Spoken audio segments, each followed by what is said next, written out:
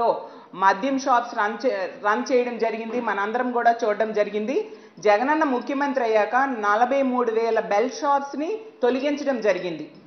అలాగే 33% wine shops ని తగ్గించడం, మద్యం షాప్స్ ని తగ్గించడమే కాకుండా 4,300 వైన్ షాప్స్ ని 2,900కి తగ్గించేయడం జరిగింది.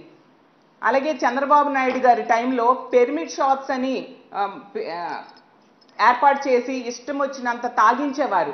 వాటిని 4,300 పెర్మిట్ షాప్స్ ని జగనన్న ప్రభుత్వం అధికారంలోకి వచ్చాక తొలగించడం జరిగింది. అలాగే జగన్మోహన్ రెడ్డి గారు ముఖ్యమంత్రిగా ఉన్నప్పుడు ఒక్క డిస్టిలరీకి కూడా పర్మిషన్ ఇవ్వలేదు.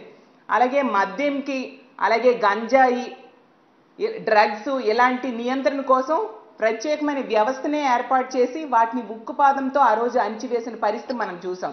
కానీ చంద్రబాబు నాయుడు గారు ఇన్నేళ్లు ముఖ్యమంత్రిగా పనిచేశారు, ఏ రోజు కూడా మద్య నియంత్రణ మీద దృష్టి పెట్టలేదు. మనం